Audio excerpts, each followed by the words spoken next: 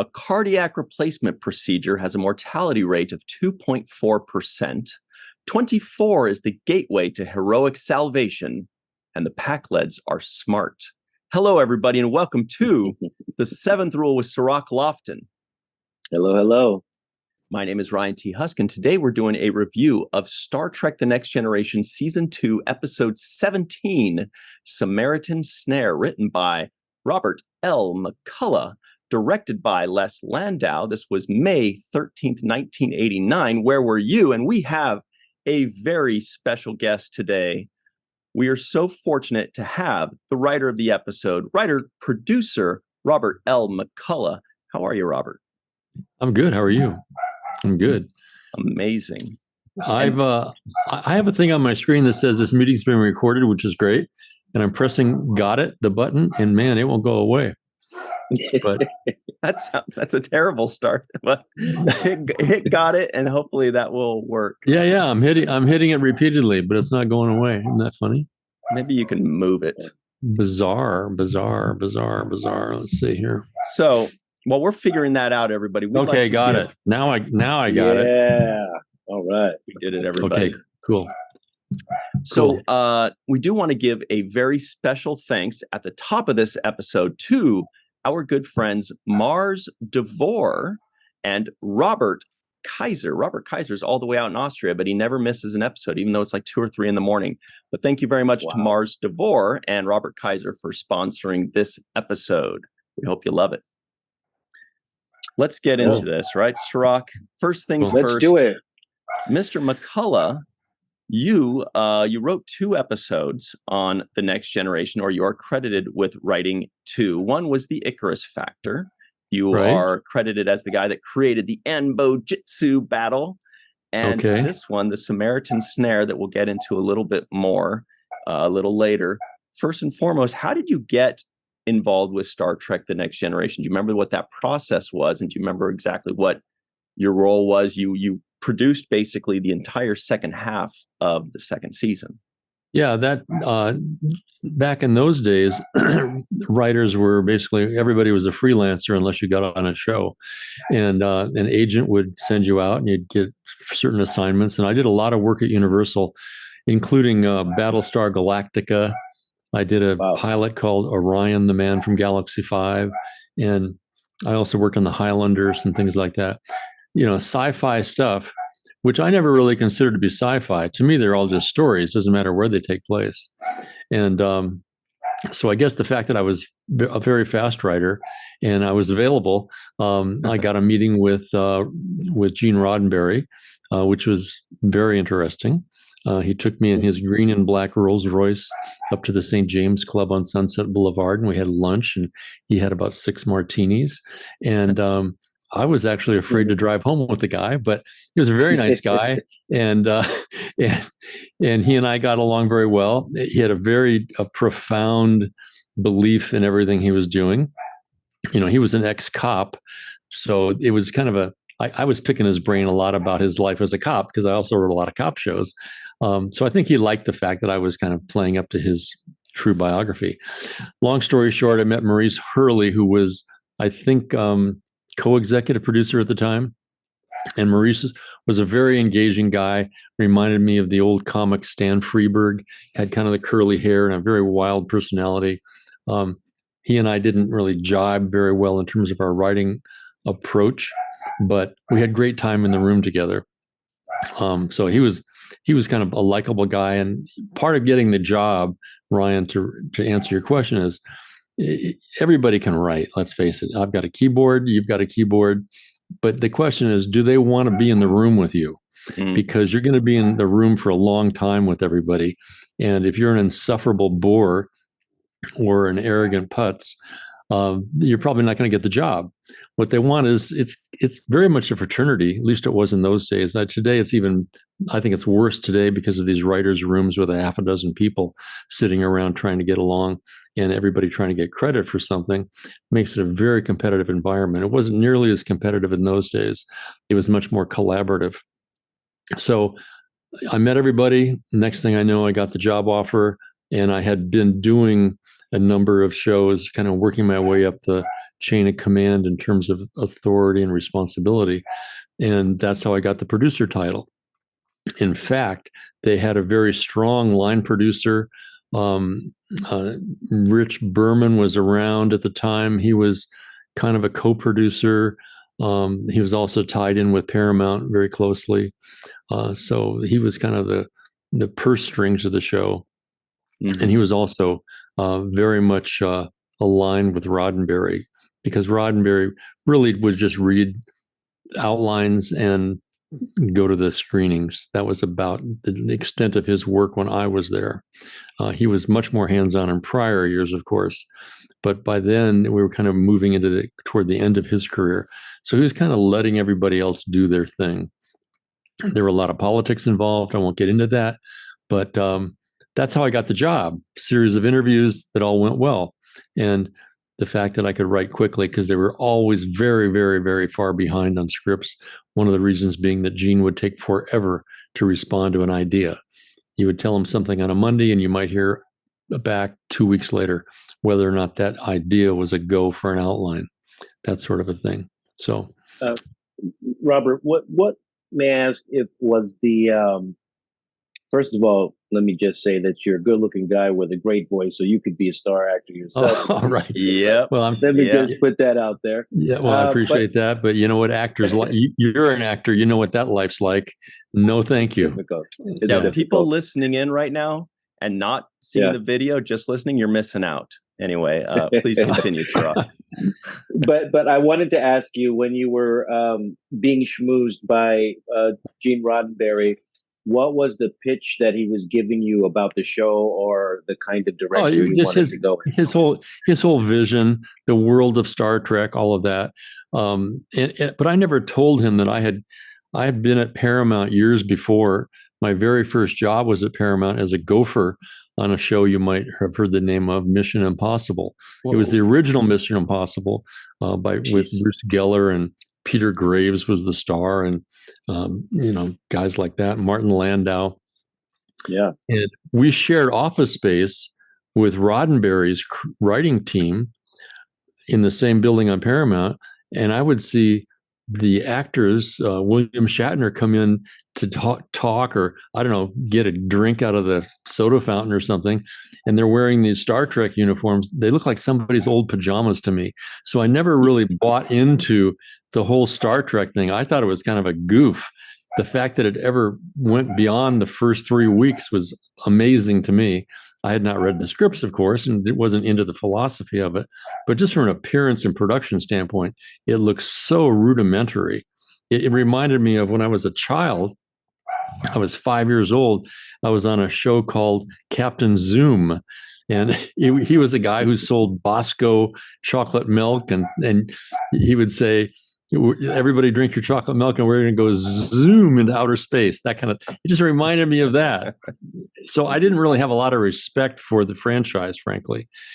But when I had that lunch with Gene, he really opened up his heart about how he wanted life to be better for everybody. And that Star Trek was really his vision of the utopian world that we should all be striving for. Okay, I bought into that. Wasn't sure how it translated into stories. And I read a bunch of scripts. The first day they hire you, here 25 scripts, go read these. And here's the show Bible, which was 200 pages thick. And it had architectural renderings of the starship. I mean, more detailed than you can imagine. I don't know, Cirroc, if they gave you that kind of stuff as a cast member, but my gosh. A little bit, not that much stuff. There was there was a whole culture into the whole thing. So you bought into that if you were going to be on the show as a producer, obviously. And my job was really to find good writers who could write quickly, efficiently, and didn't require me to do all the rewriting. So what was your question? I'm sorry.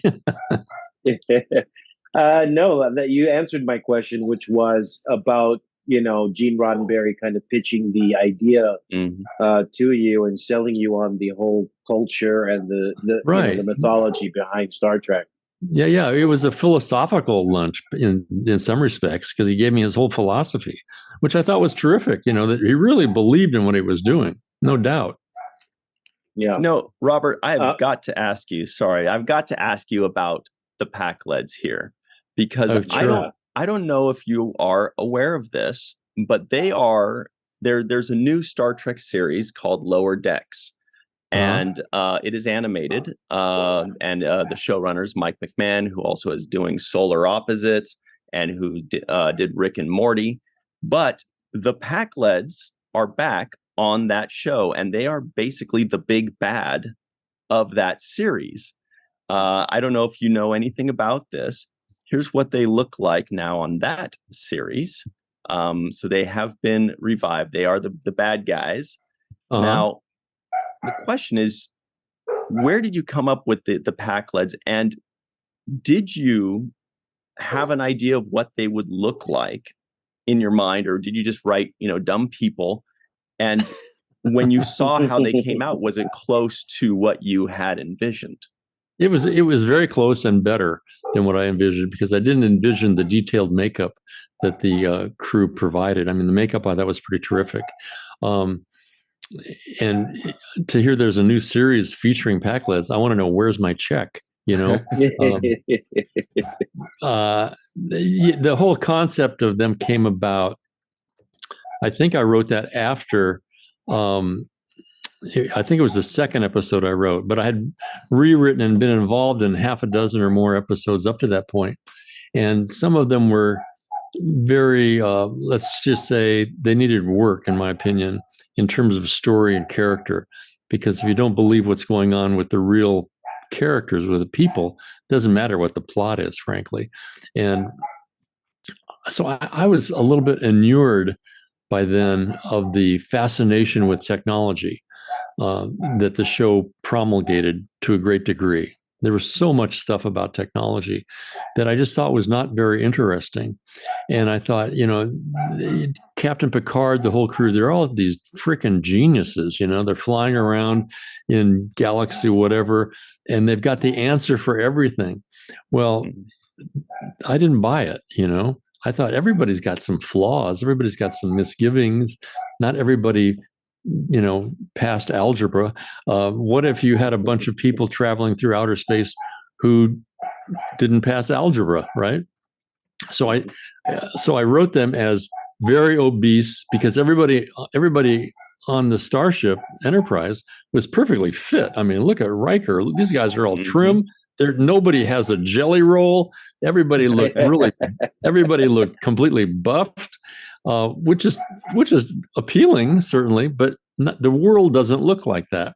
So I created these guys as being morbidly obese, I think is the description in the script, and dumber than dirt.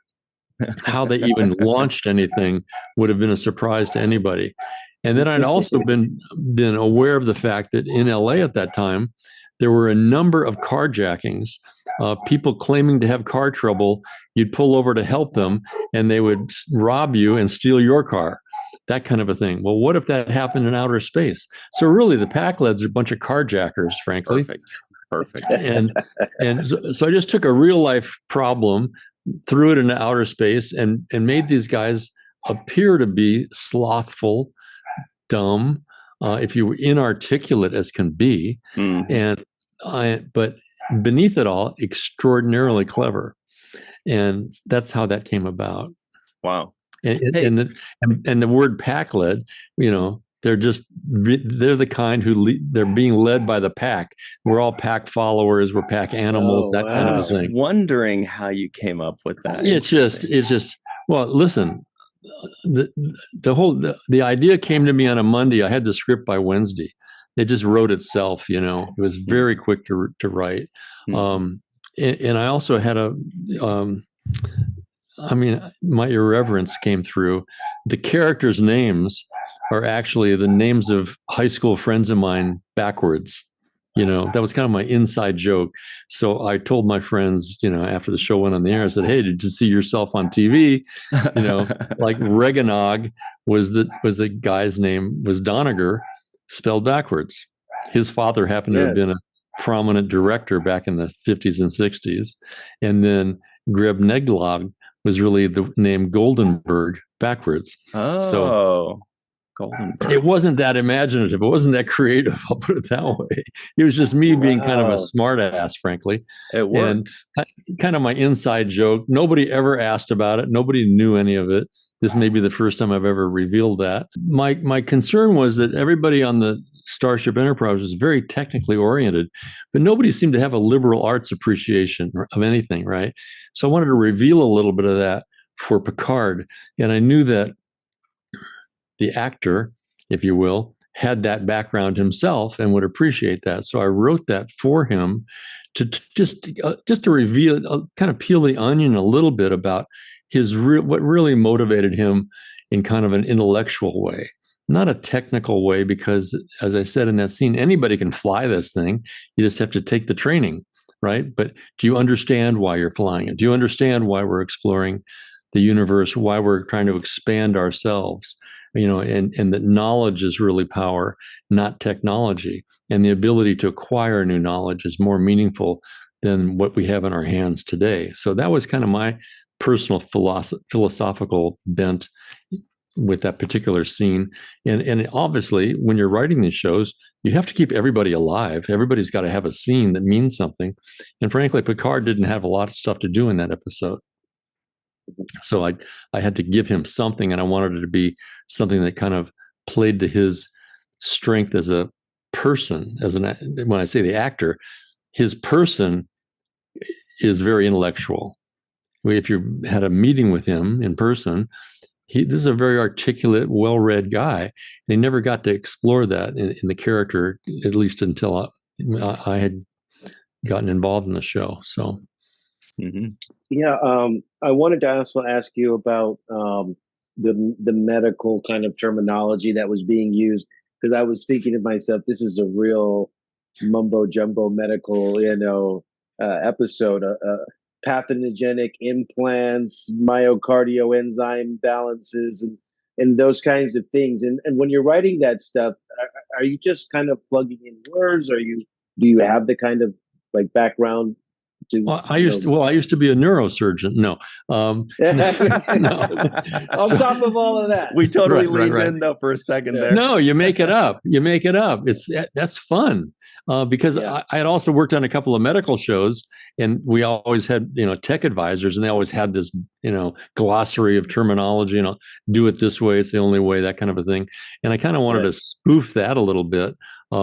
Again, I came at the whole thing from a very irreverent point of view, which was the mumbo jumbo is just mumbo jumbo, particularly medical terminology that when we're dealing with the 29th century, it's going to be completely different than it is today. So I just kind of reached for it, just kind of went for it. I almost used car parts as medical terminology, You need a new radiator. Exactly. That was my inclination, Yeah, for sure. You did also drop a few word nuggets there. I'm glad you gave us the names of the Pakleds, because I was wondering where you got Reganad and all of these names from. It was just mind blowing, and thank you for that. But you also threw in some other ones like Far Space, Starbase, Earhart. So I'm assuming that's a nod to Amelia Earhart. Yeah, exactly. You did a Bonstel recreation facility, and I'm still trying to figure out if that's a plug to something, maybe your high school. Yeah, that's actually, I think that's actually a park in North Hollywood. Right. Okay. Oh, wait, is it the one on like Burbank and Tahunga? Yeah, right, exactly. Right, it's right there. Yeah. There's now somebody put a console there to make it look like it's a holodeck. They put like a Star Trek console at that park. Wow! So that it looks like it's a holodeck console, and that the park is part of the holodeck. Well, that's where the name came from. That's funny. Wow! So that's the Bonstel Recreation Facility. we're peeling back the onions. Right. That is so amazing. Where did you start this episode? Where was the starting point for you? Was it about the development of Wesley and Picard's kind of connection there? Was it about Picard's surgery, or was it about the Pakleds? Where was the starting point for the episode? It was the headlines in the paper: carjackings in L.A. You know, Mm-hmm. how could you be so stupid to stop on the freeway to help some guy with a flat tire? Well, that's what people did in those days. And 9 times out of 10 in that particular period of time, the guy with the flat tire would pull out a gun and steal your car, you know? So that's what really impacted me, because we're good Samaritans, we also open ourselves up to potential danger, you know? Mm-hmm. Or in this case, the Pakleds took Geordie's gun himself, his own gun. Oh, yeah, exactly. Aimed it at him. You know, here's something that I've been really wondering about. The character Sonia Gomez. She is in exactly 2 Star Trek episodes, or at least Star Trek: The Next Generation episodes. The episode before this one and this one, and then that's it for the rest of Next Generation. But then she does come back as a captain in Lower Decks, the animated Star Trek thing we were talking about. So the story was that they were trying to make her more of a recurring character. You know, they introduced her in the previous episode, they brought her back here, and then we never saw her again for whatever reason. Do you remember if there was a conversation of, make sure to insert this new character, Sonia Gomez, into the script? Like, was it important that you incorporate her? I do not remember, but I know I was very much in favor of Hispanic characters because, you know, half the world is Hispanic. I mean, Spanish is the second most widely spoken language on the planet. And I'm married to a Mexican, so who's also an actress at the time. And so I was interested in that kind of, you know, progressive casting and writing, frankly. I didn't know that she didn't survive the series, but I'm kind of surprised. You know, as Cirroc certainly knows, cast comes and goes kind of at a whim. It's very unpredictable. Unless an actor has a run of the series contract, their survivability depends a lot on the writers, obviously, but also on I go back to getting along with people in the room, whether or not people like having them on the set, whether they get along with the series leads, and whether they're good, you know. So I mean, some actors can carry dialogue and some can't. So the fact that particular character didn't last, who knows why? A number of factors. It's such a subjective business.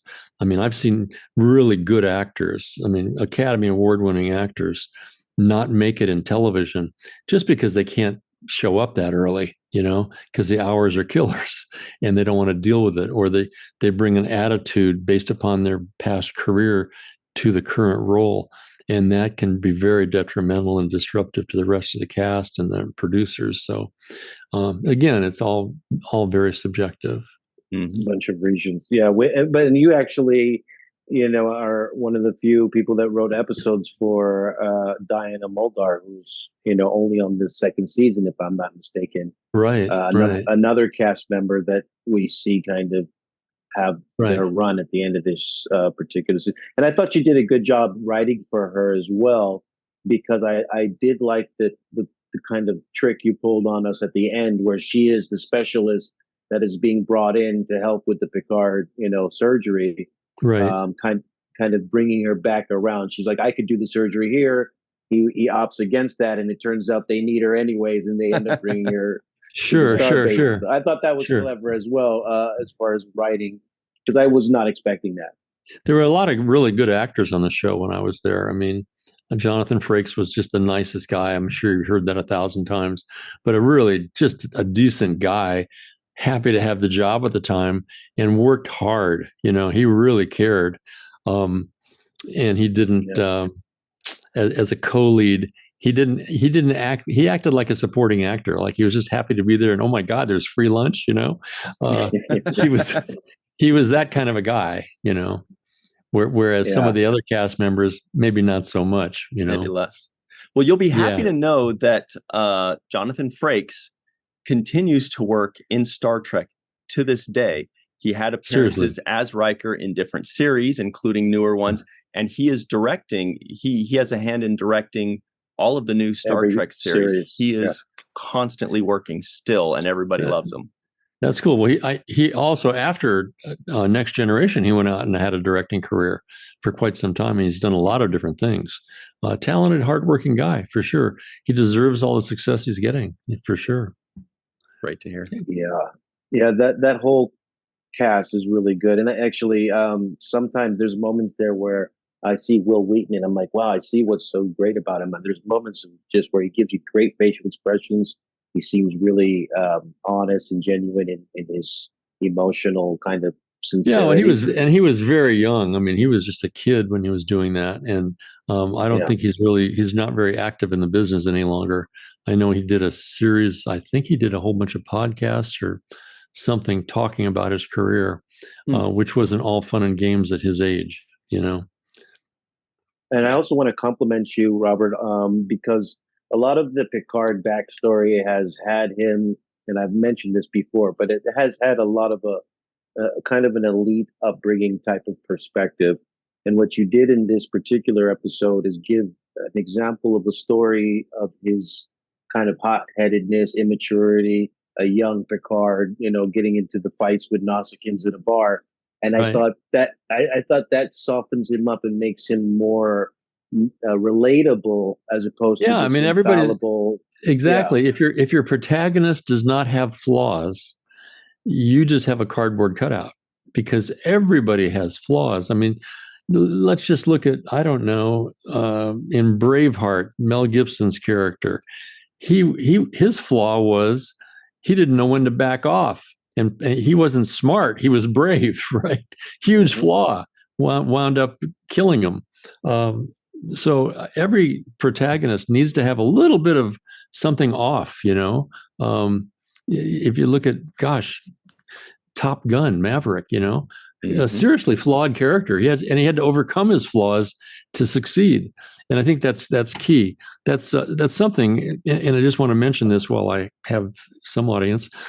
That's something that we really deal with a lot at the Santa Barbara International Screenplay Awards, which was founded by my wife, and I do a lot of consulting on that. It's an online script competition, and we basically help writers bring their material up to the truly professional level.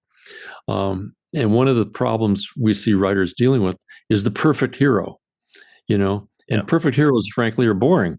Nobody's perfect, and if your heroes are perfect, it's not a very good script. So that's something we try to do at the Santa Barbara International Screenplay Awards, is help people understand that writing is it's a textured process. Worst thing I can imagine as an actor, Cirroc, would be if you're just this ideal character and you have to portray this monolith of purity. It's just terribly boring. I talk about Breaking Bad. I use that as an example. The main character, somebody that you're kind of rooting for, but doing bad things at the same time, has issues of morality that he's struggling to kind of go through gray areas of right and wrong. And you have sympathy for him right away. You have sympathy. Right. Forget the fact that he has terminal cancer, but the fact that he makes such poor decisions, that he's so impulsive. Exactly. I mean, you got to feel for a guy who get a frickin' clue, man. So that's kind of an important part of writing, I think, is understanding human frailty. Now, there was also a sadness to Picard's tone that you gave us in this episode too. Sorry to cut you off, Ryan, but the sadness was almost about him not being able to get married and find love, and kind of the commitment that he makes to his career as opposed to trying to have any distractions. You mentioned that. You also highlight that in this episode, another long-standing kind of character-defining principle behind Picard. Well, that's true of all of us. Back when the women's movement first started, it was, you can have it all. You can have a family and a career and a loving relationship. Well, that's false. Nobody gets to have it all. And those who try fail at almost everything they're trying, And you look at that, particularly in the world of celebrity in Hollywood, there's a reason movie stars are movie stars. Now, the reason is they have given up everything else to become a movie star and sustain that status.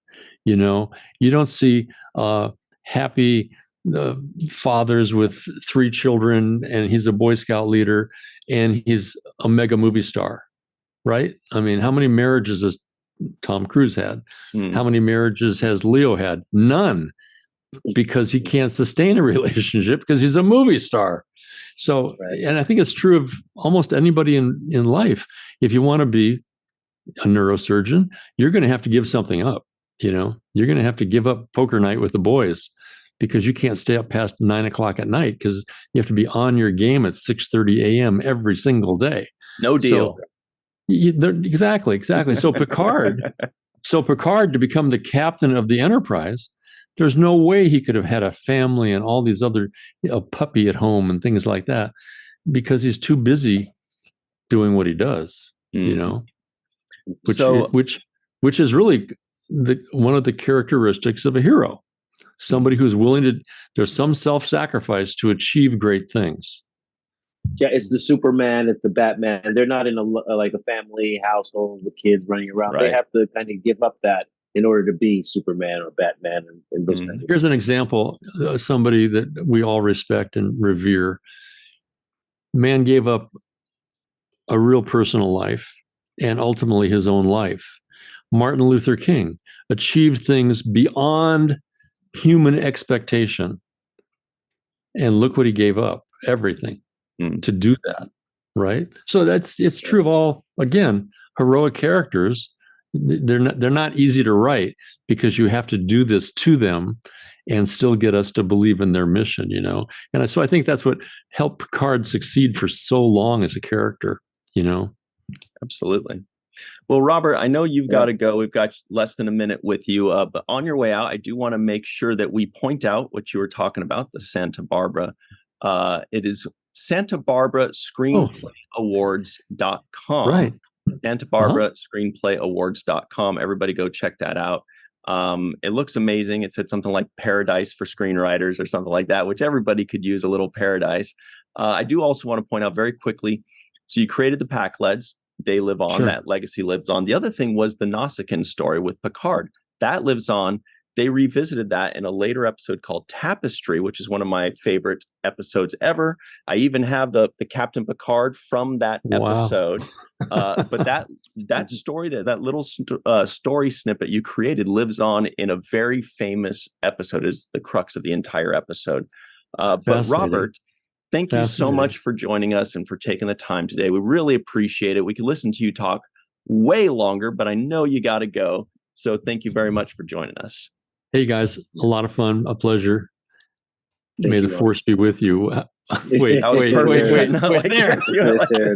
it is. Okay. All right. Everybody, take care. Well, hang on one second. Everybody stick around. We will be right back on the seventh rule. Hey, everybody, welcome back to the seventh rule with Cirroc Lofton. Hello, hello. Here are those trivioids of the week that you've been begging for, and they are as follows. The Enterprise is en route to the Epsilon 9 sector. Ensign Crusher is diverted to Starbase 515 for Starfleet exams. Data found the Academy examinations quite elementary. Commander Riker is being all nosy. The Enterprise receives a mayday from the rhomboid Dronagar sector 006. Captain Picard needs another cardiac replacement. The cardiac replacement procedure has a mortality rate of 2.4%. Captain Picard was at the top of his class. Captain Picard remembers his time at the Bonestell Recreation Facility and possibly made some passing reference to a Nausicaa's questionable parentage. Too many percentages in there. The Pakleds are smart, and 24 is the gateway to heroic salvation. All right. So I did some quick checking on Licia Naff to find out why she was not in any more episodes, and I couldn't find the answer. All we know is that either she left or she was let go. It sounds like she was let go, and that she regrets it, or that she was quoted as saying she was, quote, super bummed to be let go. That's all we know. Don't know why. So everybody, please let us know in the comments section below. Let us know, what's the reason. Did you hear something? You don't really need to guess. Just if you have any, links or websites or quotes directly from her as to why that character was introduced, was put in 2 episodes in a row, and then disappeared. Let us know, please. But anyway, the only thing I could think of is that maybe the 80s called and they wanted their hair back. That's right. The 80s were almost over. They're like, we can't proceed with this hair. So, Cirroc, I've been waiting for you to see this episode. I've been waiting with bated breath for you to see this episode because we've been introduced to the Pakleds already on Lower Decks. This is where they first came in, and I wish I could have seen your reaction when they're like, here are the Pakleds, and he's like, dumb as hell. What did you think? They were funny. I thought they were funny, and they were interesting to watch. Actually, having already had seen the Pakleds in the animated version, this was a special treat to actually see where they came from and where they started from. What made me after watching it, I thought, well, that means Riker is not even smarter than the Pakleds because he got outsmarted by them. And Worf in the beginning was like literally saying, seriously, guys, do we need to send our best guy over there? Why don't we just, send the instructions over? Like Worf was already, his antennas were up. And I thought, right. Listen to Worf. He sounds like he's making sense right now to me. They finally did Worf right. Usually he's the guy that says, Captain, recommend we shoot phasers. No, shut up, Mr. Worf. Right? They're always like, he's always getting cut down. But this time he did the reverse. This time he said, let's exercise caution. I don't trust them. We hardly know anything about. Yeah. And Riker was the Worf of the month. He's like, nah, just throw them out. Who cares? Those guys are idiots. What are you talking about? Hey, they can't even chew bubblegum and walk at the same time. And he was making like little slights and jokes about them, And Worf was completely right to exercise caution there. So I love the way Robert wrote him in this episode. I do too. I also like the way he wrote the Pakleds. We look for things. We are smart. At one point they said, we need the things we need. Yeah, definitely hilarious. I like the graphics of the Pakled ship too. I don't know if that was redone. I'm sure we're going to be able to ask Matt Boardman later if that was part of the redo, because I thought it was really cool. The interior of the ship was a little bit lackluster for me. It kind of didn't give me couldn't really see any vibes there that I thought were like really great set design for an interior of an opposing ship. It was not that detailed as far as what I saw standing out in the background. It looked kind of vague, let's say. So I wasn't really impressed with the ship design of the interior of the Pakled ship. But the exterior I thought was cool. Yeah, gorgeous exterior. Looks kind of junky, but it's like super detailed. They've got big old screws on things and deflector. Yeah. That's why they're saying they've got like this eclectic mix of tech, because they don't create their own technology. They steal it. So they kind of just patch it on bit by bit. And that's why in Lower Decks, their ship is so big, but it's got pieces of other ships on it. So they just keep building and building. Pretty soon they're just going to have this gigantic ship full of just crap. Yeah. But yeah, I mean, what a clever idea. Robert gave us that insight about, Pakleds the idea stemming from the, I guess, the rise of carjacking in California, which became a big thing in that time period, right? That was kind of a new thing to get carjacked. People were falling victim to that. So I thought that was a cool, way to integrate a current headline story and put it into context of Star Trek. Something we've seen the writers do before. I think it was Melinda Snodgrass, if I'm not mistaken, or no, it wasn't her. It was what was her name? She was the attorney that wrote the episode that was basically based on the constitutional kind of law. Melinda. No, you're right. Was that Melinda? Okay. Mm-hmm.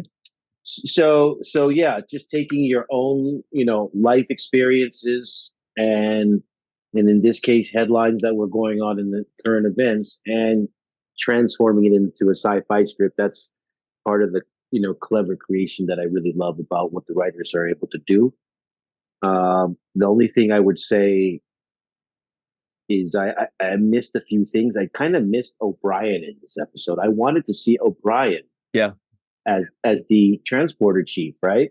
Because this required some kind of transporter chief being present in order to get Jordy back, in order to send him out there. I thought it would have been a great opportunity for O'Brien. Totally agree. In fact, there was a moment when like my thought was, okay, if there's no O'Brien in this episode, we should have Sonia Gomez be the transporter chief then. So that way we see a little bit more usefulness in there. And if we're not going to have, O'Brien as the transporter chief, I want somebody else that's interesting, somebody, an actual character, not just, the extra of the week.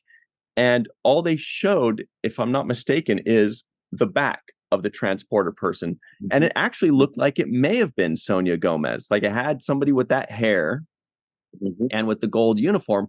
So I don't know if maybe that was actually Sonia Gomez or just somebody that looked like her. I don't remember if we saw her face. I just remember seeing. No, there was no face. There was no lighting actually to distinguish that person. They actually purposely kept them in the shadow. Yeah, and I thought it would have been really cool if it was Sonia Gomez, just giving us something, because then otherwise maybe they just didn't have O'Brien because there wasn't a line for him, and so they're just like, we can't bring him on to be an extra, but we could do that to the new girl, or we can do that to extra number 7 or something like that. But yeah, I thought the same thing when O'Brien wasn't there, because we've been treated to so many cool O'Brien moments, and now we're starting to expect it. We're getting spoiled here. I'm getting spoiled, and I'm thinking like any kind of transporter kind of operation goes under his authority. So that was one thing I kind of was missing, and I was a little sad to not see O'Brien. But one of the big things for this was, Picard's ego. And a lot of the thing is that he didn't want other people to know any kind of chink in his armor, I guess. He didn't want the other crew mates to know that. That's why he was kind of keeping this thing secret and trying to be quiet about it and doing the surgery procedure off the ship and whatnot. But, I think there could have been more of a lesson to address that. To address his ego and his, the bravado, or him wanting to maintain a certain level of mysticism amongst the crew or something to that level. I think they could have addressed that further instead of it making it about other things and him mentoring Will. I thought there could have been an opportunity for Will to do a little bit of mentoring for the captain. We're not judging you based off of your heart condition. We honor and respect you because of your courage or your leadership or these other things, not because we think that you're infallible or because you're just this terminator of a man. I think they could have had a discussion there that could have opened Picard's mind up a little bit to realize that his crew is family more so than keeping it away from your family, sharing it with your family. Yeah, but for me, I can understand. Like, I think it's a two-pronged thing. One is, we know Picard is stiff and has an ego and all, he's snooty and all that stuff. But then the other side of that is, I can also understand where, captains are not supposed to fraternize with the rest of the crew. So if he takes that a step further, he's thinking, I don't want to seem vulnerable. I don't want any, personal relationships or any friendships. I want to stay separate and above, so I can understand that. It's certainly, I think, is the way to go, unless, like in this case, you're kind of complicating things unnecessarily, rather than having it done right here and now, you're making them go off course, or, he's going off course to do this thing. Then maybe he's not there to make the correct judgment call against the Pakleds. What if Geordi died? Then he would have forever thought, shoot, if I had the procedure done on the ship, I would have been there when that happened, most likely, unless I would have happened to have been under when we met up with them. So I think it's the right way to go, but it's certainly a judgment call whether it was the right way to go this time. This time, it feels like maybe there's the exception where he should have just been like, all right, I'll just do it, but just don't tell anybody, damn it.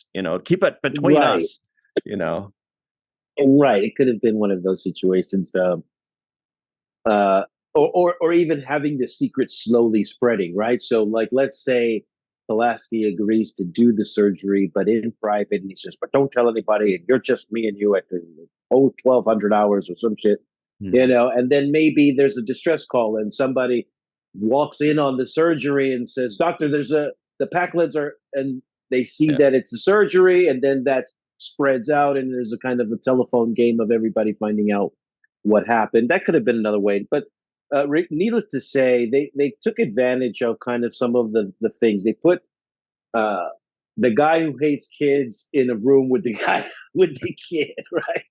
And he eventually warms up. Yeah. They get together over some sandwiches. And for a second, I thought Picard said, do you want a sandwich? I was like, did Picard say sandwich?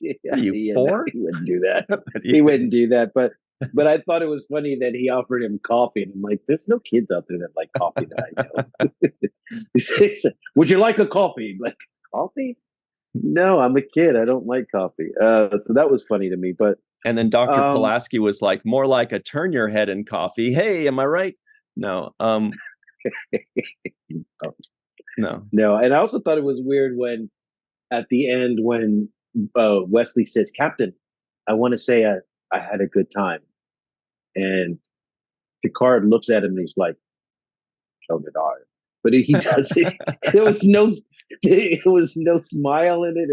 There was nothing like a twinkle in his eye or a little wink wink. It was like he was reluctantly hating to say it too. It was like, he did seem to underplay a couple things. This is one of those rare occasions where I feel like Patrick Stewart could have played up a couple things. Like there are a line or two in the shuttlecraft when Picard says something like, will you just pilot the ship or something like that? But he said it in such a nice way that it didn't really kind of fit the line. And then afterwards he like apologizes or I don't remember exactly what happened, but he says, I'm sorry for snapping at you. Or there's some kind of pullback. And I'm like, but the way you said it doesn't really warrant that next line. You got to see that next line tells you that you said this line too harshly. You should have said, will you pilot the ship? Sorry, or that kind of thing. But saying, will you pilot the ship? Sorry, or I'm exaggerating, but it was a little bit underplayed, just like the line that you mentioned was the other one that was a little bit underplayed, where he could have just said, as did I, with even just the smallest smile or the smallest twinkle in his eye. Mm-hmm. I'm never going to tell Patrick Stewart how to play Captain Picard, but I feel like there were a couple lines that I wanted a little bit more from them. Yeah, I felt like there was just a little under delivery on it. I mean, just a little bit too cold or something that I felt. Even when he says, you need to open your mind to the past, and he's got the book in front of him. Like, first of all, if we and a buddy go out and we have a road trip or something, and I see you break out the book on me, there better be a hidden bag of chips in that book. Yeah, there better be something in that book that we're both going to enjoy, because this whole bringing a book out, it's like you do that on the plane when you don't want to talk to the person sitting next to you on the plane. Like, I'm on the book, you see me, leave me alone. It is like a very it's the best way to not invite a conversation with somebody is to have a book, right? Totally. Now it's also cell phones. Back in the day, it was like a newspaper. Newspaper is like shields up, Yeah. dude. It's not like a book or a phone is like, no, it's thank like you, I'm this. busy. But a newspaper is like, you don't even know what I look like.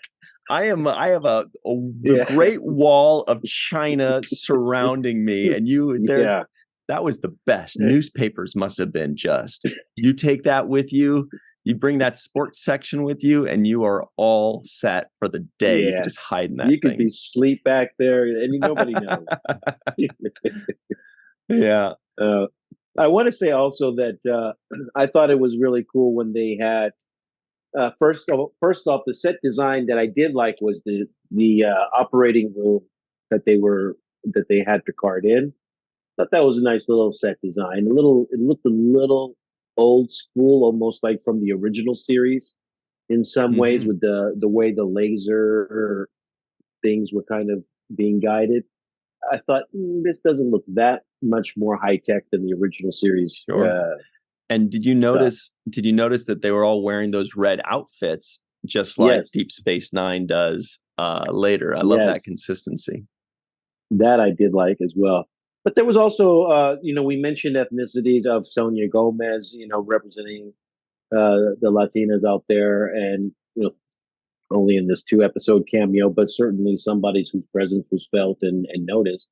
Then I also felt the presence of the Asian doctor that they brought in to assist in the surgery. It was a very brief cameo, but it is a level of diversity that I like to acknowledge when I see it.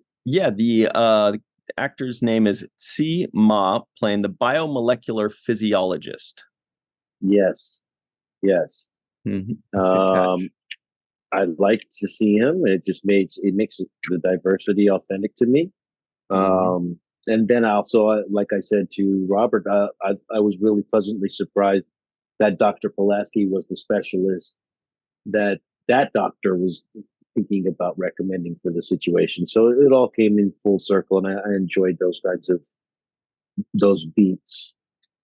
There were a couple moments that actually made me laugh out loud. One was when Geordi was like, now we're armed to the teeth. And the Pakled goes, teeth are for chewing. That slayed me. That was a brilliant line, beautifully delivered. The other one that slayed me was when Picard returns at the very end. He returns to the bridge and everybody's clapping for his return. And he goes, I beg your pardon. Yeah. Like, that is such a Picard thing to do. He's so snooty. Oh my God, that was too good. There's a lot of ha-has on that line for me. I beg your pardon. Beautifully written. That one I liked. I wrote that as well. And then that's when they're like, oh, Captain's back. There was a Make It So cameo in this episode when Wesley says to him, hey, how come, you don't get married or something? And he says, something about wishing for a family or something. And he says, wishing for a thing does not make it so. Oh, it's sneaking that in. You're right. Yeah, he snuck the Make It So in there. One of his theme lines. There was another thing I wanted to point out, and it's similar to how you said the Pakled ship exterior, beautiful. These are all the things redone and remastered that they really stand out. Like, you forget you're watching something remastered until you see some of these exterior shots or ships or something. Then you go, whoa, that looks way too good for 1989. Well, and then you go, oh, that's because they cleaned it up. So they do a beautiful job of cleaning it up. And where it really jumped out at me, surprisingly, again, this is like the second or third time this happened, was just the shot of the shuttlecraft that Wes and Picard were in. It's very plain, it's very simple, but it looks beautiful. Like, I'm looking at this thing, and I'm like, that is another time we saw it in the shuttle bay a couple episodes ago, and it just looked gorgeous. It was smooth, it was clean, the coloring on it was vibrant, kind of like a pale white, not fully white, and the red is beautiful. I don't know. I just thought that they've done a great job on the shuttlecraft, on something that's supposed to be basically the plainest thing. Looks beautiful. I agree with that. I also like the way the lighting looks on the engines when they're just kind of propelling through space. It looks clean and actually very realistic. The only thing I will say though, and I do think the script was good, and the story was, there was enough story there. The problem is, I feel like the camera was just stuck, and that's one of the things that bothered me about watching this. It was just too cookie cutter, like close ups. There was no movement of the camera, and when you don't have the camera moving, then the story doesn't move. The story and the camera both have to move, and I felt there was just a lot of just cutaway shots, close up here, close up there, captain here, captain there, and then it just becomes choppy when I'm watching it. It's always just chop, chop, chop, chop, cut, cut, cut, cut, look over here, look over here, look at this guy. When the camera's moving and it's like constantly flowing, and you see, one guy talks and then it moves pens over here and they say, well, go over here. And then you got this, and the camera's moving, the flow of the episode moves, and you can, ride the wave of the story a lot better. In this particular case, with the straight, close up here, two shot here, one shot here, wide shot here, and it was just constantly cutting like that, I was left feeling myself saying this story has to move along faster, and it wasn't. It made it feel longer than it had to, and not because of the lack of storyline per se, but because of the lack of the camera movement. That's really interesting. I didn't catch that. You've got a good eye for that. And I'm thinking the world deserves one of these days for Cirroc frickin' Lofton to direct some Star Trek. I've got to see, because when you're talking about it, you're not talking about it from a viewer. You're talking about it from the guy behind the camera. You're going like this, and you're doing, and I'm picturing you. I'm like, this guy's got some directing in him. There's no way you don't. Just like your space dad, Avery Brooks. But hey, everybody, it's time to get serious. It's time for the home run of the day. The 7th rule home run of the day, home run of the episode, everybody. Cirroc Lofton, who gets the home run of the episode today? I'm going to give it to Robert McCullough. I'm going to give it to him. He wrote a character that an alien race of people that we're going to end up seeing decades later, and who essentially live on in Star Trek infamy. And I think that's something good. I also think that he gave us some backstory on Picard that makes him more relatable. The whole, bar fight Nausicaan story is something that makes him feel more human to me, and something that I think Wesley was also entertained by. Like, oh, cool, the captain's got a cool story for once, instead of just trying to tell me what book I need to read. Have you read that book, Wesley? Like, you see me reading, bro? Leave me alone. You're right here. You know if I'm getting reading your damn book, punk. Passive aggressive mother. I completely agree with you. Robert L. McCullough gets the home run of the episode for me as well, for his writing of the Pakleds, and for it. Here's the thing for me. I should have said this earlier, but this is one of the first episodes I remember seeing, or at least when I look back at my days of watching The Next Generation way a long time ago, this is one of the most memorable episodes because it made me think. It wasn't the standard, procedure. It wasn't the standard formula. It was like, here's these dumb guys. Whoa, we just got tricked by these dumb guys because we underestimated them, and it was one of those few 5 or 6 or 7 episodes that really gave me like a little lesson, or stayed in my brain. And I remembered that different angle. Every TV show in the world, they all have that same kind of formula, that same kind of thing. We recognize the pattern. We get it. This was one of the few that had a twist that I did not expect. It was a new story being told that I had never seen or heard before. So definitely Robert McCullough gets that home run of the day for me. Secondarily, the Pakleds in general, the actors that portrayed them, the makeup effects people that made them look great, but the actors acting dumb beautifully and funny and weird, and we could totally get it. Like they fit it. I'm sure they took what was written on the page and they elevated it. At least they certainly did for me. So big ups on those. Now, also big ups to the following people. Special thanks to Homer Frizzell, Dr. Anne-Marie Seagull, Eve England out in Wales, Yvette Blackman, Tom TJ, Jackson Bay out in Missouri, Bill Victor Arukin, our good pal Titus Moeller, Darlena Marie, Dr. Muhammad Noor, Tierney C. Diekman, Anna Post, Anil O. Palat, Joe Balsarati, Mike Gu, DQ, Dr. Stephanie Baker, Carrie Schwent, Faith Howell, Edward Foltz, My Live from Tokyo, Matt Boardman, the Matt Boardman that is, Chris McGee, Justin Weir, our good buddy Jake Barrett, Jane Jorgensen, Henry Unger, Allison Leach Hyde, Julie Manisfee, Marcia Classic Schreier, Greg K. Wickstrom, and of course, Dr. Susan V. Gruner and the outrageous Jason Oken. I want to know if he's going to say the same directorial stuff as you did. I have a feeling he might.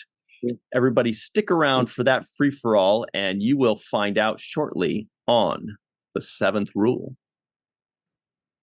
Hello, everybody, and welcome back to The Seventh Rule with Cirroc Lofton and the free-for-all bunch, led by Malissa Longo. Hi there. We've got Mr. Chris McGee, Anil O. Palat floating out in space. Hey. Got Jason Oken with a cool poster behind him. Looks like Jordy. The poster does. We've got Dr. Susan V. Gruner on the bridge of the Enterprise D. We've got My Live in Tokyo with a heart and a peace symbol behind her. Jed Thompson's going to his very first convention soon. We've got Greg Kenzo showing off some Pakleds and Jordy behind him. And Carrie Schwent with a cool Seventh Rule shirt that you can get at our Teespring store. And you can click that link in the description box below. Just click on that Spring Store link and get yourself your very own Seventh Rule shirt or mug. All right, let's get into this. Jake Sisko guesses the IMDb score.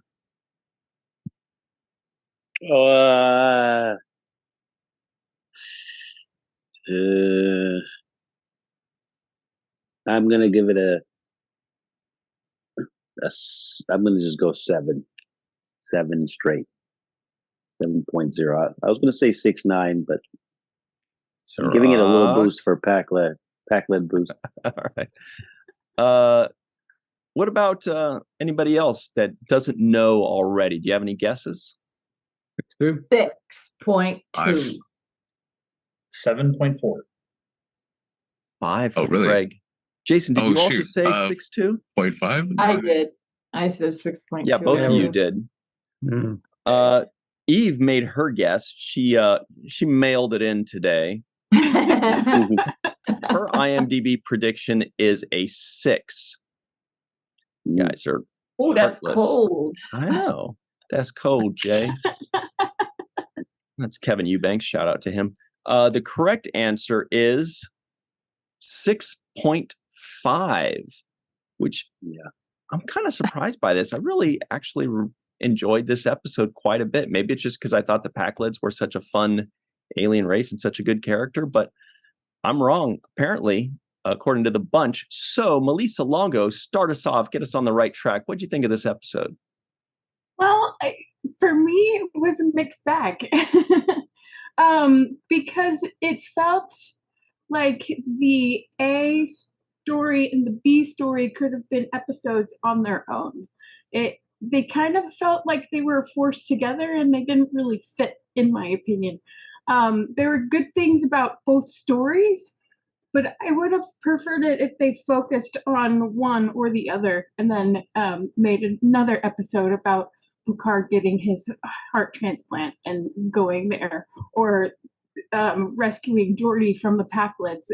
I feel like they could have dived deeper. I really enjoyed the scenes between Wesley and Picard. They felt very strong and very character driven, and Wesley, Will Wheaton, as Ryan and Cirroc have both mentioned in the past, is really good. He's got this genuineness to his acting where when he asks a question in earnest, it really comes across that way. So I like watching that. I like the Pakleds, and I want to see more of them because they're interesting. They're a very quirky, bunch. They're a very quirky bunch. So, and I want to see more of them. And I'm glad that we did get to see more of them in Lower Decks. I like that their species was fleshed out a bit more in that show. So, yeah, it was a mixed bag. Not because either story was bad, but I just didn't feel like it fit together. Interesting. Great points there, Malissa Longo. What about you? What say you, Dark Lord Chris McGee? Say it's a fun episode. We finally get the return of Ensign Sonia Gomez and Ensign Sonia Gomez's hair. Wonderful 80s hair. So maybe she'll be a recurring character on the show. I kind of agree with Worf in this episode. Why send the chief engineer to the Pakled ship instead of just one of the, I guess, regular engineers?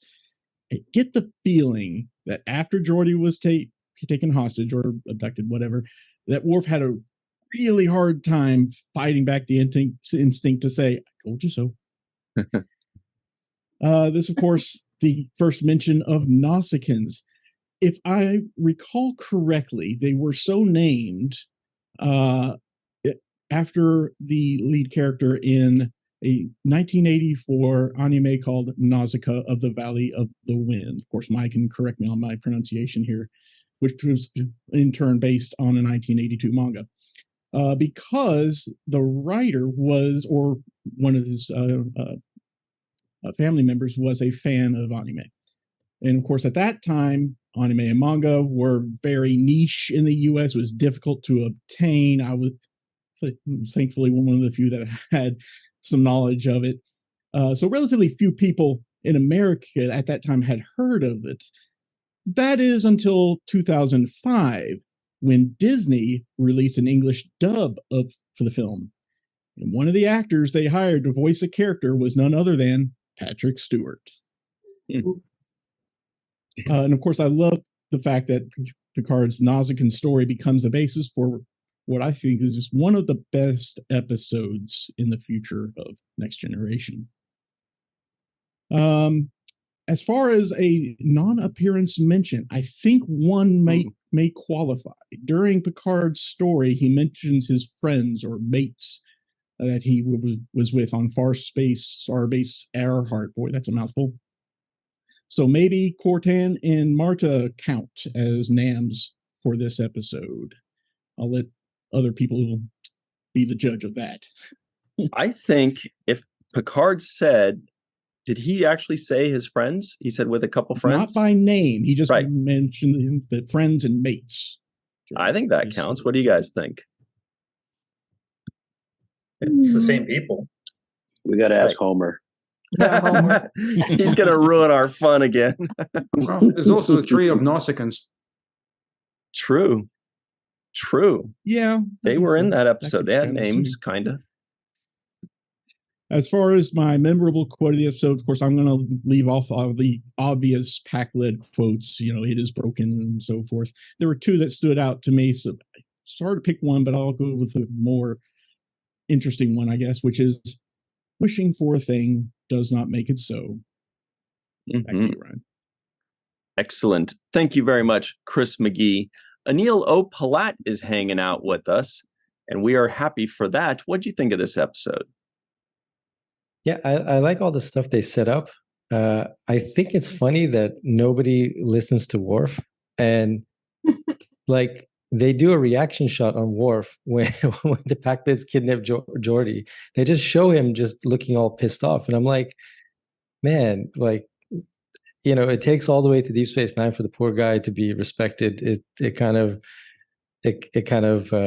is funny and sad, but yeah, I also think the concept of kind of reminds me of Rom, like acting stupid when you're not, is especially if you're in space when nobody knows who you are, would be a really good way to like attack people or get away with stuff or whatever. So I like that.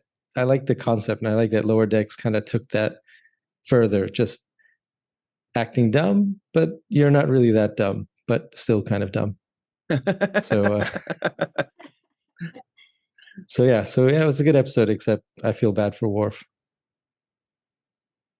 Thanks very much, Anil O. Palat. We all feel sorry for Worf. Have you ever seen that supercut of like every time that Worf was told no in The Next Generation? There's like 150 of them. It's just like, no. Quiet down. Get out of here, Worf. It's horrible. And Riker is so sure of it too. So he's like so sure that he was, yeah.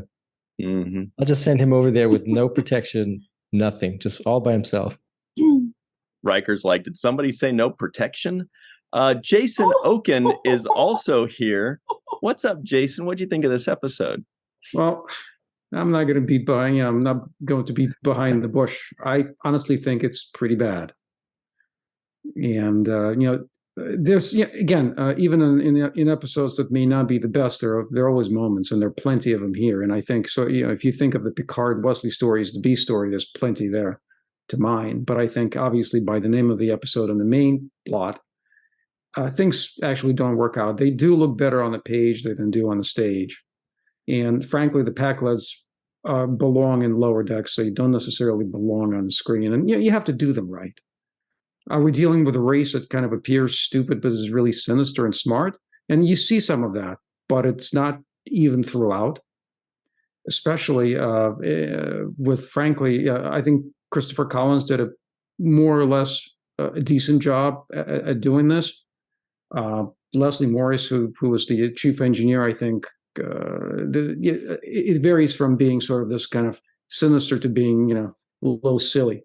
And once they turn silly, they sort of lose their menace. And the background actors, I'm not sure they were directed properly. I mean, they had, their smiles were way too dumb to even make it seem like they were space-worthy, creatures at all. And I think it kind of varied throughout the episode. It doesn't quite know what they want to be. On the one hand, I mean, I think it works better when they're just sinister, and it appears that they're a little slow or their speech is not developed, as Data said. But in reality, if somebody is that sinister, why would they fall for such a stupid gig at the end? I mean, it's just, it fails its own logic, I think. So it's sort of it did not work for me at all. I mean, they're too cartoonish, or at least the way they were done, they were a little too cartoonish to be taken seriously. And frankly, when Worf and Troy are the smartest people on the ship, it's kind of a unique episode, and that's what it is, and everybody just ignores them. It probably is a kind of a unique thing in the annals of certainly Next Generation, because Worf is not often portrayed as the brightest of the bunch, and I think he often is a punchline of those jokes.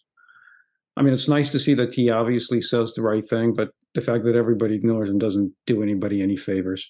I mean, it looks decent. I think Les Landau does a reasonably good job. I think it's his third outing as director on Next Gen, so he's certainly developing things. And it's not cutting edge, but there's a lot of kind of views of low angles and what have you. There's a long wonder at the beginning where Picard kind of walks from the Stein station to turbo lift and back. So you do see something a little bit unusual, but for the most part, it's sort of run of the mill. It could have been better. I think it really had to be executed in a very, very careful way for the Pakleds to actually come off as less than sort of a joke. And I don't think it was done right. I don't think it was handled correctly. What a downer. Hey, Cirroc totally agrees with you with the directing. He mentioned the directing, and we're like, well, we got a feeling that Jason Oken might mention that as well, with the camera angles and stuff. Thanks very much, Jason, for your evisceration of this excellent episode.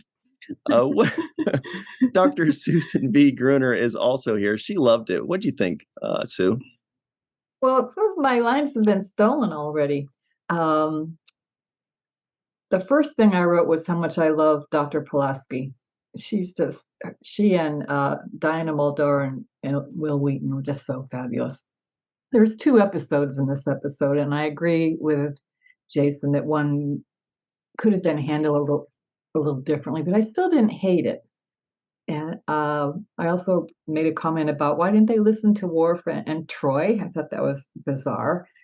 And we need more information. I love that we start to see a little bit more with Picard and Will talking to each other honestly, and that Picard opened up. I thought that was really great. But it sort of left me hanging a little bit. I thought, okay, so what's going to happen next? Well, obviously I know what's going to happen next. But I think they had a chance to do more with that relationship. And I don't recall if they really ever do. I think we shall see. I had completely forgotten about this episode. And then in big, ginormous writing, because I usually don't pay attention to the deep stuff because I'm too busy just enjoying the show, I wrote, who came up with the red scrubs and the red pillow for the operating room and everything? That's just all so wrong. It was just creepy. And I wrote, oh my God. I kept thinking posh twat from Eve, the way Picard was acting. Twat. That earworm that I cannot get out of my mind from Eve. Thanks, Eve. But he does redeem himself a little bit at the end of the episode. But I thought, gosh, he acted like such a jerk so many times. And the names, just for the heck of it, the names of the guys, the Pakleds, their names are spelled backwards. Am I right? Yes, you nailed it. Goldenberg and Doniger. Very good. Who are those? Are those the actors? I have no idea. Friends of the writer of the episode, Robert McCullough, who was earlier in this episode and told us that. So you nailed it. We should find those guys or women or whoever they are and hack into their email account or something, because they're using something backwards. They keep doing it on all these episodes. Backwards names. I'm just kidding about the hacking. It's just a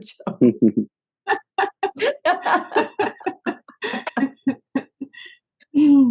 Great stuff. Thanks very much, Sue. We're all watching you now. Great. We're all keeping an eye on you. Mai is live in Tokyo, who's only hacked emails twice, so she's one of the good ones. What'd you think of this episode? I got to ask a question first, given my background, and that is, what's so funny about peace, love, and understanding? Sorry, a little Elvis Costello for you guys this fine Friday the 13th morning here in Tokyo. This episode, wow. I think it had some really heavy messages. I think the writers were particularly clever on this one. I got to give the home run of the day to the writers. Absolutely. I thought the creation of the Pakleds was absolutely genius for the message they were trying to convey. It seems that the writers were indirectly making the observation that people who are not in possession of as much wealth or property as another are often viewed as lesser people, maybe even by themselves. That people who perceive the world at a slower rate than others are to be considered simpletons or stupid, maybe even by themselves. And that people who are not as articulate as others are on a lower rung of humanity. The message that seems to be coming through loud and clear is that none of this matters. And if we evaluate others in these and similar ways, we are in fact of lesser quality ourselves. That's what I felt on this one. It shouldn't matter if you prefer focusing on fixing a car or investment portfolios or a new dress or a piece of literature, etc. I think the message that the writers lay at our feet today is threefold, and it goes like this: people are people are people. And it's only when we recall this, that we ourselves become better, become a better iteration of ourselves than we were before that. So I'll end my rant with a restatement of an oft-quoted and very negative statement about others that has been popular in the U.S. since the wars in Asia in the 50s, the 60s, the 70s, and then later in places where it's much warmer and drier in the 90s. And my rephrasing is this: love them all and let God sort it out. Shalom Alachem, my friends. Shalom Alachem.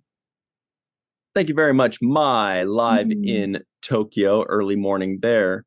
Jed Thompson is here. What's up, Jed? What do you think of this one? I love this one, and I didn't remember it until I started watching it, and of course with Lower Decks and the Return of Pakleds, that made me enjoy this even more. And there's not much that I can say right now. I'll save a bunch of stuff for things left unsaid, more like nitpicky or detail-oriented stuff. But I chose this as my background because I thought this was actually the best part of the entire episode, as a couple people have pointed out, the conversation in that shuttlecraft between Picard and Wesley. And I really think that ultimately was, in terms of far-reaching for the series, I think that was the best, the part, and how Picard is just, he's got this, he starts off with just such a stereotypical machismo, doesn't want his medical records, talked about amongst the crew, and that sort of stuff. And of course, that shouldn't be anyways. But he just starts this whole episode off on such a gruff, I'm going to say it again, machismo attitude, and Wesley just puts him in his place with I had to type it down. Everyone knows you don't like kids. Mm-hmm.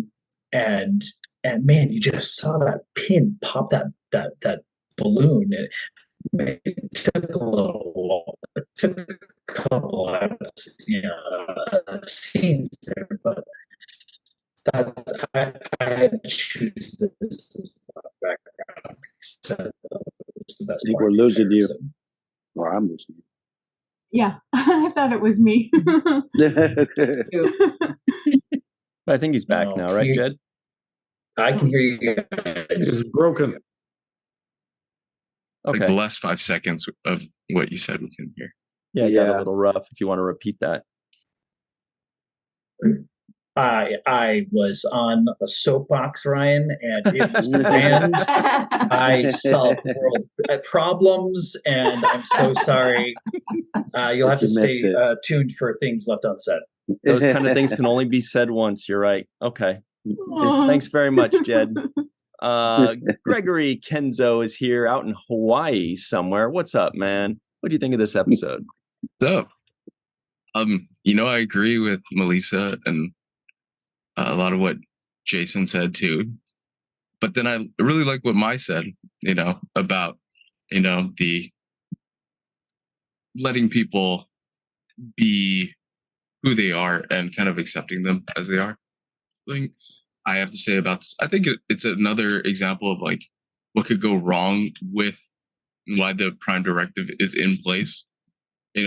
Like these, it seems like this is an unadvanced planet, and the Pakleds are an unadvanced species that got a hold of some technology that allowed them to just keep adding onto their technology. They're a little smarter than how they come off, but yeah, I do think it was a disconnected episode. That's why I thought IMDb would be like lower because of that disconnect. But I do like a lot of things in this episode. I think it's like a Picard ego episode. Like it really breaks down his character and like why he is like that. But I like how he acknowledges how he was really cocky in the past. He still kind of is, but he acknowledges it and says he learned from it, which is great. Just something I think we all kind of were in our youth, But other than that, I thought it was really cool backgrounds, like Starbase 515 on a planet. I thought they were all in space. So yeah, that was cool. But yeah, this one, just the Pakleds kind of made me uncomfortable. you know, just like the five of them crowding around Geordi, and you know, yeah. But other than that, I think there were some really good things in this episode. But I'll save that for later. Yeah, let's save the good stuff for later. Yeah, I know, right? Let's only say them focus now, on but- that stuff. No. Okay. Carrie Schwent is also here. What's up, Carrie? Thanks, Greg. Well, hello. I enjoy this episode. I think the Pakleds are just adorable. They are very much the embodiment of a keychain I had in high school that says "I only look sweet and innocent." And I love the funny way they talk, just like the Star Wars background behind me. Just the funny way Jar Jar Binks talks. I love the way he talks too. Yeah, Pakleds are just super adorable, and looking into seeing if I recognized anything else the two main Pakleds had been in. The Pakled captain, and my brother will love this when I tell him, but he was in the original Transformers cartoon. He was the voice of Starscream, and I saw that and got very, very excited because I used to watch that cartoon with my brother. And he was also, I think, if I remember right, the Cobra Commander in like the original G.I. Joe cartoons too. So he has just a very cool voice, and loved that. Geordi, I think, suffers a little bit from, I think the reason he got kidnapped was so he could reap the results of his instant karma, because they clearly heard Geordi when he walked up on the bridge and asked if the rubber band was broken. So little bit of instant karma going on there, I think. I loved the way Picard told the story about how he got his injury, and the way he's describing it. I fully expected him to start busting out with a couple lines from Star Wars about the wretched hive of scum and villainy. So naturally, I had to use the Mos Eisley Cantina for my background. Couldn't resist. Pulaski very much has a cat who not only ate the canary, but ate the canary's entire family with the grin she's got on her face when Picard wakes up and sees her. She was very much enjoying his reacting and knowing he couldn't run away from her, and had to talk to her there for a minute. But for my limerick this time, I decided to have a little bit of fun with it, and came at it from the potential scenario of Geordi was on that ship for a little while, fixing stuff, and they were probably chatting. What if the subject of poetry happened to come up, and after he left, one of the Pakleds decided to try his hand at a limerick? I leave it up to you as to how well he did or did not do. You think we are weak, but we are strong. We search for things that make us stronger. We will no longer be weak. We will have power. Next time your Crimson Force Field won't work because we will have power. I had to, yeah. Geordi absolutely sold no, they used their Crimson Force Field. No. He absolutely sold that. The Oscar goes to Geordi at the end there for that. But yeah, I couldn't resist coming at it from a Pakled point of view this time around. Well, that one for me was up there with the Binar limerick. I was thinking the same as soon as the first line. I had the first line, and then the rest of it just came pouring out, and I said pretty much the same thing to Eric. I'm like, they're gonna love this one. Yeah. We brought up the Binar limerick on the last review we did of Lower Decks, so look out for that. Nice. Yeah. Great stuff. Thanks very much, Carrie Schwent. Faith Howell is here. She got French fries a minute ago, by the way. How were they? And what do you think of this episode? So this episode is very, very memorable, as I'm sure you guys all understand. But watching it now was a very different experience, and I don't think I would have liked it if I had seen it as an adult, for sure. A couple of things that I thought of while I was watching this time. I remember the adage that I've also often heard as a parent of a nonverbal child, that nonverbal does not mean non-thinking. And so I kind of watched with that perspective, and that, you know, maybe we should have taken these guys a little more seriously from the beginning, and maybe we wouldn't have had this problem. But overall, I think the real gem of this episode are the Picard Wesley scenes, for sure. I really enjoy watching those two play off of each other, especially when Picard's guard is down, when he's not forced to be the captain for everybody, that he's just one-on-one as a mentor to Wesley. Especially, I loved how the line about, you know, do you want some more sandwiches? I was like, yes, I do, please. Like, I can almost taste those sandwiches. But I do have a question, and I don't know if you guys can answer it. Maybe we can carry it over into things left unsaid. I just do not get the tension between Picard and Pulaski. Like, is there relationship history there, or is there, like, it didn't seem when she came aboard that like they knew each other, aside from maybe as a professional name drop for Picard, but he really doesn't like her. And even though she's grating, I don't see that it's that, or at least hasn't been shown to us that he would dislike her that much. So it just doesn't make sense to me. He called her that woman. Yeah, he's very hateful towards her. That particular surgery requires a rectal entry, and that's why he didn't want her doing that. Oh no! But oh my God! I had to leave out of here real quick. Wow.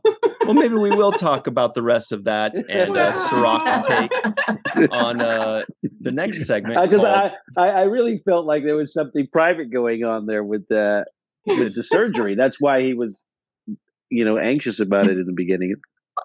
That's what it felt like. Mm-hmm. Yeah, we'll cover it a bit more on the other side, sounds like. I think everybody's got opinions, especially Jason. He's like, I got so much shit to tell you guys right now. so we'll do that. But until then... But look what we get from this episode. We get one of the best episodes ever. And the Pakleds. Greeked out Picard. We get the Pakleds. We get the Nausicaans. We get Picard. An impression of Nausicaans. Oh, I see. Melissa's trying to get me to do it, but I won't. I'll save that for the next segment for anybody that's seen it. Okay, it goes like this: "Play dumb jut human." That's what he sounds like, right? It's pretty good, Cirroc. Trust me when you see that episode. All right, we got to run. Thank you very much to Malissa Longo, Chris McGee, Anil O. Palat, Jason the Outrageous Oaken, Dr. Susan V. Gruner, my live in Tokyo, Jed Thompson. Enjoyed the New York City Comic Con. That'll be fun for you. Greg Kenzo, Carrie Schwent, Faith Howell, for myself, Cirroc Lofton, Mr. Aaron Eisenberg, and Malissa Longo. Thank you all very much for joining us. And until next time, enjoy our wild America. I always want to say that because of that show that nobody watched, but it's always remember the seventh rule.